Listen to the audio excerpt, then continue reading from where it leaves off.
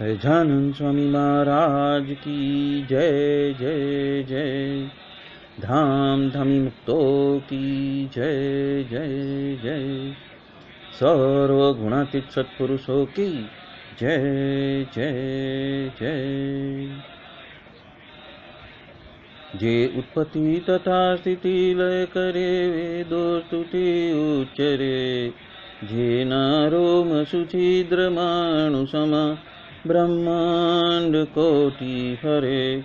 माया काल रवि शशि सुरगण आज्ञान लोपीक्षण। एवाक्षर धाम नाधिपति श्री स्वामी नारायण।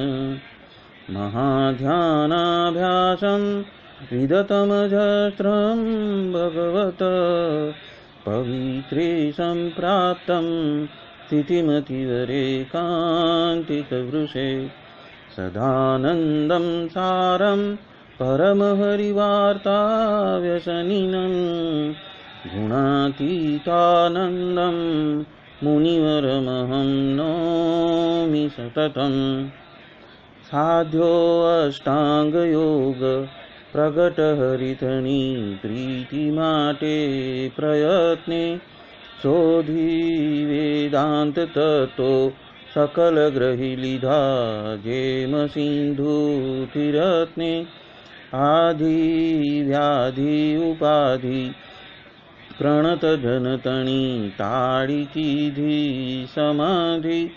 गोपालानंद स्वामी सकल गुण निधि वंदु माया बाधी।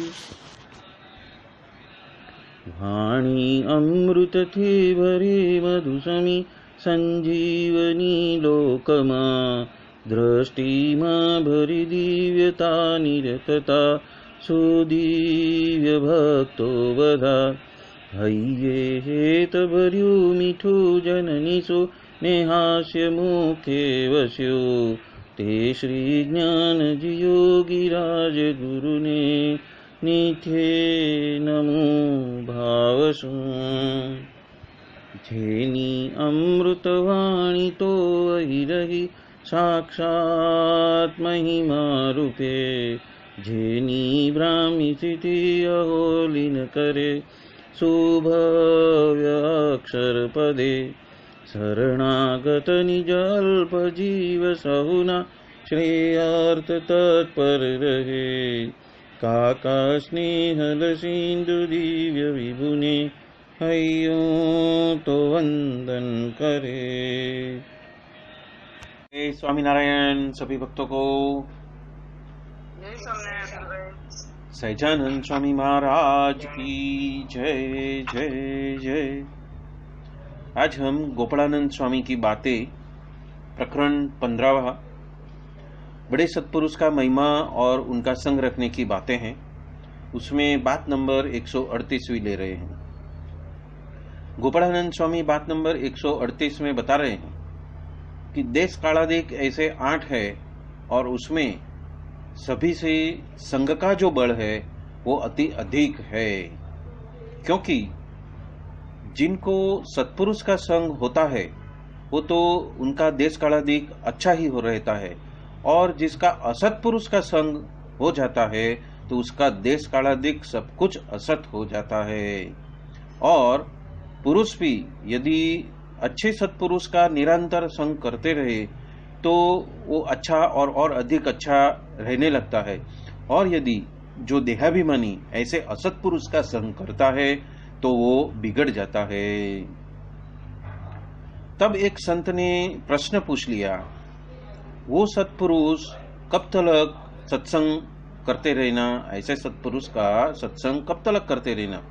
तब उसका उत्तर स्वामी ने किया है कि वो सत्पुरुष का सत्संग करते करते यदि ऐसा स्वभाव हमारा हो जाए कि अच्छा खाना है, अच्छा वस्त्र है, अच्छी बिछोना है, मान इत्यादि जो जो पंच विषय संबंधी अच्छे अच्छे पदार्थ का जो योग उसको सहज स्वभाव अरुचि का हो जाए, मतलब उसमें अरुचि पैदा होने लगे, इसलिए वो अच्छे पदार्थ का यदि योग हो जाए फिर भी उसका त्याग करना है, वही उसको पसंद रहे, पर उसको तो भोग तो पसंद आए ही नहीं, और जैसे तैसे अन्न वस्त्रादि को भुगतता रहे और ऐसे करते हुए वो देह निर्वाह करता रहे, ऐसा स्वभाव हो जाए, तब हम जानते हैं कि वो सत्संग करके परिपक्व हो चुका है। और जब तक ऐसा नहीं हुआ है तब तक तो उसका भय है। और यदि जो उसका सत्संग का जोग रहता है तो वो अच्छा रहता है, और सत्संग नहीं करे और वो स्वयं ऐसा मान ले कि मैं तो अब अच्छा हो गया हूँ, इसलिए अब मुझे क्या भय है, तो ऐसा यदि वो प्रमाद रखे, मतलब अभिमान रखे, तो उसका तो ठिकाना ही नहीं रहेगा। मतलब किसी भी प्रकार का आप स्वभाव में आप कितने भी उन्नत हो जाओ, यदि हम सत्संग का त्याग कर देते हैं तो उसका ठिकाना नहीं रहेगा। ये बात यहाँ पे गोपालानंद स्वामी सबको बता रहे हैं। और यदि वो पक्व हुआ हो और जहाँ जाता है वहाँ पे उसका ही बल रखता हो, वो किसका बल, तो कि ज्ञान, वैराग्य, त्याग, धर्म, भक्ति, उस संबंध की बातें करके ही कितने पुरुषों को स्वयं के जैसा स्वभाव कर भी लेते हैं और स्वयं किसी भी विषय के रवाड़े वो चढ़ नहीं जाते हैं। और ये बात निश्चित है और उसमें कुछ भी संशय नहीं है। मतलब आप कितने भी उन्नत हो, या तो आपका जीव या तो आपका स्वभाव कैसा भी हो, तो सत्संग को निरंतर करते रहना वही सबसे बड़ी चाबी बताया है। और देश कालादिक जैसे जो 8 तत्व जो जीव के ऊपर हावी होते हैं, उसमें सबसे अधिक बलवान संग को कहा है। तो निरंतर हमें संग को अच्छे से अच्छा, उन्नत से उन्नत और सर्वोत्कृष्ट करते रहना है। वो बात यहाँ पे गोपालानंद स्वामी बात नंबर 138 में बता रहे हैं। अब है बात नंबर 139वीं। यदि सच्चे सच्चा साधु हो, उसको स्वयं को किसी भी जात का स्वार्थ न हो और स्वयं से जिसकी श्रेष्ठ प्रकृति हो, उसके पास में यदि स्वयं का शिष्य चला जाता है तब वो राजी होता है, क्योंकि उसको तो उसके जीव का हित ही करना है। और यदि वो उतरती प्रकृति वाला के पास में चले जाता है तो कुराजी होता है, क्योंकि उसका जीव बिगड़ने वाला है, ऐसा वो जानता है। और जो निस्वार्थी साधु हो, उसको तो उसके जीव को भगवान में हित कराने का ही होता रहता है, और स्वार्थी हो उसे तो अपने ही ऊपर उसको हित कराने का उसको भार रहता है। इसलिए स्वार्थी साधु हो उसको तो इंद्रिय और ब्रह्मादिक देव जैसा भगवत भक्त जान लेना, और जो स्वार्थ रहित हो उसे तो नारद, सनकादिक, सुखदेव और जड़ भरत आदि ऐसे जो साधु है उसके जैसा जानना। तो यहाँ पे गोपालानंद स्वामी ने सबसे पहले जीव का भेद बताया बात नंबर 138 में। उसके बाद में हम जिसका संग करते हैं उसमें जो साधु है उसका जो भेद है वो भेद बताया। और अब आगे चलते हैं बात नंबर 140 में। जिसे कोई पदार्थ की इच्छा हो ही नहीं, वो श्री हरि जी का एकांतिक भक्त हो चुका, और उसे भी श्री हरि जी उसके भक्त की सेवा तो करते ही रहनी है, क्योंकि वो तो सर्वसे श्रेष्ठ भी है और अन्य सभी साधन तो उसके लिए ही प्रायोजित किए हुए हैं। और उसके वजह से ऐसे भी भगवान के जो सच्चे सच्चा भक्त का हमें संग रखना है। तो यहाँ पे आज गोपालानंद स्वामी की 140वीं बात यहाँ पे हम पूर्ण करते हैं। और आगे जो एक बात करनी है वो है हमारा समय का चक्र। सभी जानते हैं कि समय का चक्र घूमता है तो दिन की रात होती है, समय का चक्र घूमता है तो एक महीने से दूसरा महीना होता है, समय का चक्र चलता है तो पखवाड़िया से महीना होता है और महीने से साल होता है। उसी तरह से ऋतु भी बदलती है और ऐसे समय का चक्र चलते रहता है। तो यहाँ पे जो समय के चक्र की जो बात कर रहा हूँ वो 26,000 साल के चक्र की बात कर रहा हूँ। जो 26,000 साल का जो चक्र है वो 2 बार बीत चुका है, और ये तीसरी बार जो 26,000 साल का चक्र की पूर्णाहुति होनी है। तो वो पूर्णाहुति कभी होनी है, तो वो पूर्णाहुति होएगी 2025 में 31 मार्च के बाद जो चैत्र सुदी एकम आएगी और 2082 का जो नया साल चैत्र सुद में एकम में पड़वे में जो नया साल चालू होएगा, उसमें वो युग परिवर्तन का कार्य वो प्रखरता में उच्चतम कक्षा में पहुंचेगा 2025 में। और इसका जो काम है उसको प्रकृति ने 1994 से चालू किया है कि जो भी भगवत भक्त है वो 1994 से धर्म भक्ति में बहुत ही आगे बढ़ गए हैं। और उसका जो 36 साल का जो समय बताया है वो 36 साल का समय में 2012 वो मध्य बिंदु है। तो बहुत लोगों ने ऐसा कहा था कि 2012 में पूरा विश्व तो के कोलैप्स हो जाएगा, खत्म हो जाएगा, लेकिन 2012 तो मध्य बिंदु है, क्योंकि 18 साल 1994 से 18 साल जो है वो 2012 पड़ता है और उससे आगे वाला आने वाला 2018 साल 2012 से तो अपना आएगा 2036। पर जो 2025 आ रहा है उसमें क्या होने को जा रहा है, तो कि हमारी जो चेतना है वो 3 डायमेंशन की चेतना कही जाती है, जो मनुष्य की चेतना है। वो कुछ ऐसे जीव है जिसकी चेतना अभी भी 1 डायमेंशन की है, कुछ अन्यों की जो प्राणियों की जो चेतना है वो 2 डायमेंशन की है, और जो हमारी जो चेतना है 3 डायमेंशन की है। अभी फर्स्ट डायमेंशन में क्या होता है कि जीव जहां पे पैदा होता है वहीं पे वो पड़ा रहता है, वो न लेफ्ट न राइट, न ऊपर न नीचे, न आगे न पीछे, वहां पे कहां पे भी उसकी मूवमेंट नहीं है, और उसको आजू बाजू में कौन है उसका कुछ भी भान नहीं रहता है। उसकी गति सीमित रहती है, उसका समय भी बहुत सीमित रहता है, 2 घंटा 4 घंटा 6 घंटे की ही उसकी जीव की आयु रहती है। और जो सेकंड डायमेंशन में है वो सेकंड डायमेंशन वाला जो भी जीव है वो शायद 10 साल 15 साल 20 साल जीता है, वो आगे पीछे ऊपर नीचे मतलब आगे पीछे दाएं बाएं जा सकता है, पर ऊपर या नीचे नहीं जा सकता। और जो तीसरा डायमेंशन है वो तीसरे डायमेंशन के जो जीव है हमारे जैसे, यदि चाहे तो लेफ्ट राइट आगे पीछे भी जा सकते हैं, ऊपर उड़ भी सकते हैं, और समुद्र के गहरे पानी में भी जाकर समाधि भी लगा सकते हैं। तो ये 3rd डायमेंशन हुआ, 3 डायमेंशन हुआ। अभी ये जो 3rd डायमेंशन की जो चेतना है वो बदलने वाली है, जो चेतना बदलने वाली है उसको युग परिवर्तन कहा है।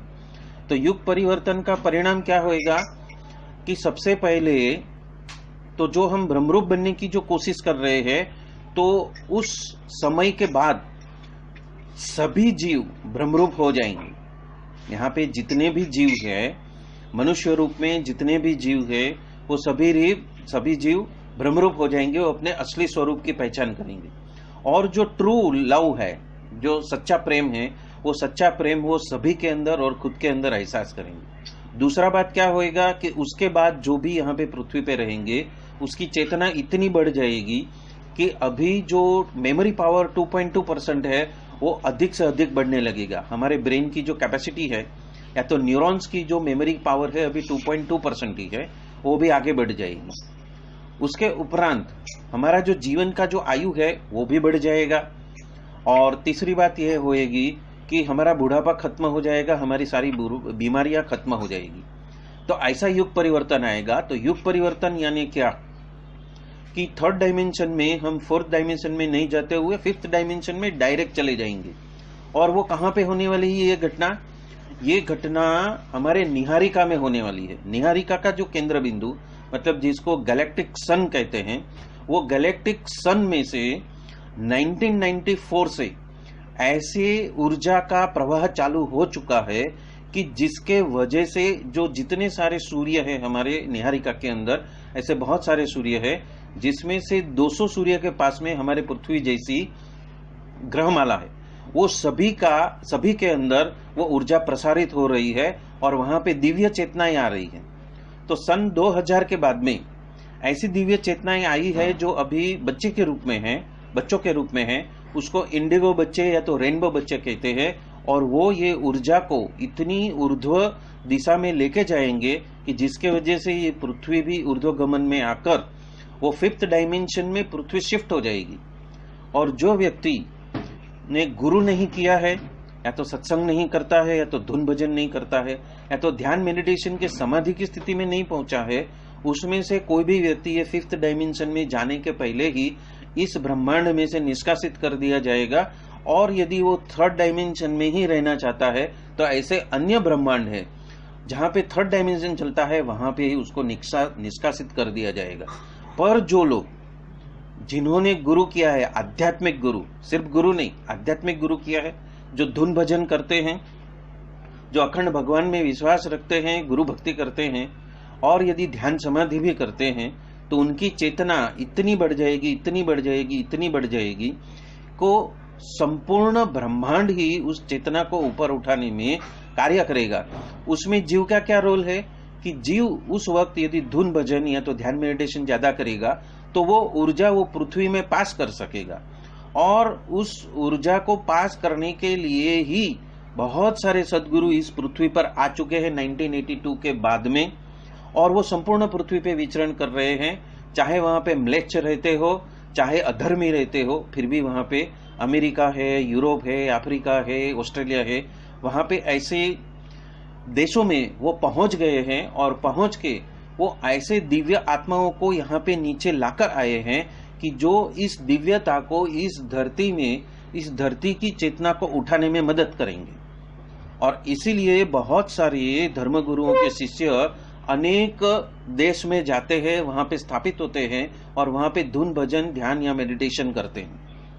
और यही बात कल के वचनामृत में भी वशी भाई उठाने वाले हैं कि महाराज ने हमारे ऊपर इतनी बड़ी कृपा की है कि ये 26,000 साल की जो एक साइकिल है, जो समय की साइकिल है, 13,000 की ऊर्ध्वगमन की और 13,000 की अधोगमन की, उसके मध्य बिंदु पे हम आ चुके हैं।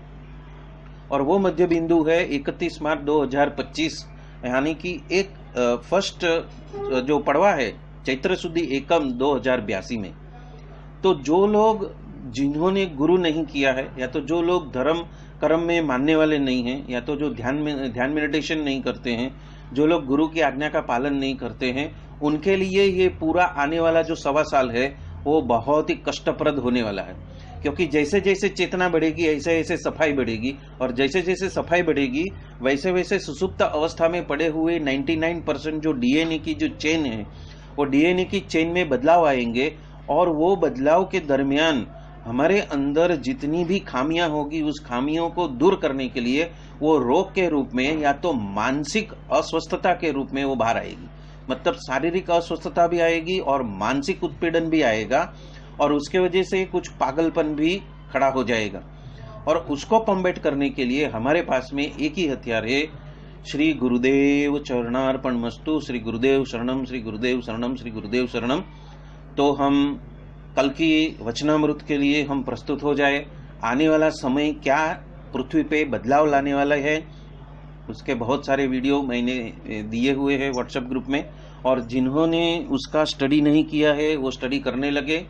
और ये स्टडी मटेरियल वचनामृत के माध्यम से भी महाराज ने हम पर कैसी कृपा करी है कि अनंत कृष्ण आके चले गए। हम युगों की बात नहीं करेंगे, हम कल्पों की बात नहीं करेंगे, हम ब्रह्मा की बात नहीं करेंगे, पर हम सीधे कृष्ण की बात करेंगे।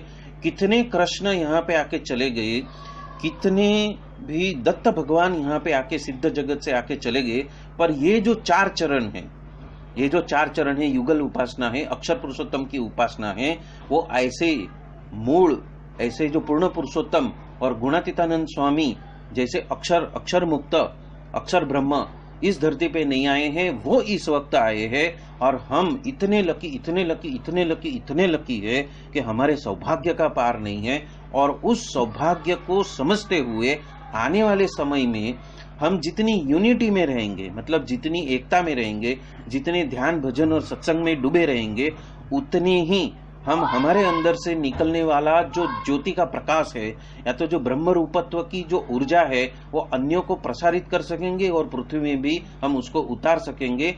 जिसके वजह से ये जो ट्रांजिशन है, ये जो बदलाव है, ये जो ऊर्ध्वगमन है, उस ऊर्ध्वगमन को हमें उसको स्मूथ करने के लिए, सहज करने के लिए ही हमारा जन्म हुआ है।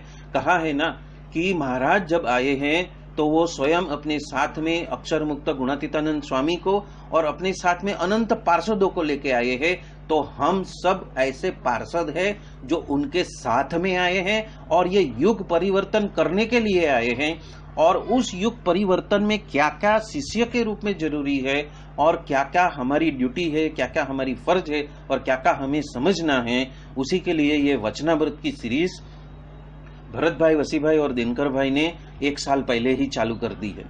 वो समझ चुके हैं, वो आर्षदृष्टा है, वो विजनरी पुरुष है और इसलिए उन्होंने 22 माले की मंजिल बनाने की भी बात कही है, जो स्पिरिचुअल रिसर्च सेंटर बनाने की बात कही है। तो वो हार्डवेयर के साथ में सॉफ्टवेयर भी खड़ा होएगा और वो सॉफ्टवेयर में हमें सबको एकजुट होकर पार्टिसिपेट करना है और उसमें हमें ज्यादा से ज्यादा योगदान हम कैसे कर सकते हैं। हम समय की 1 सेकंड का और उस 1 सेकंड के हजारवां भाग मतलब कि नैनो सेकंड का भी हम दुरुपयोग न करें, उसको व्यय नहीं करें और सांसारिक और व्यवहारिक बातों में से जल्दी से बाहर आकर, वो अनिवार्य है, करना ही पड़ेगा, पर उसको कैसे कम से कम महत्वता देकर कितने जल्दी निपटा कर हम हमारे ध्यान भजन मेडिटेशन में हम जा सकते हैं, उसके लिए हम सब सावधान हो जाए, सहज हो जाए और प्रस्तुत हो जाए। इसी के साथ में आज का ये सत्संग यहाँ ही संपन्न करता हूँ। बोलो सहजानंद स्वामी महाराज की जय जय जय। धाम धमी मुक्तो की जय जय जय। सर्व गुणातीत सत्पुरुषों की जय जय जय। मुक्ताक्षर पुरुषोत्तम की जय जय जय। आप सभी को जय स्वामीनारायण। जय स्वामीनारायण। जय स्वामीनारायण।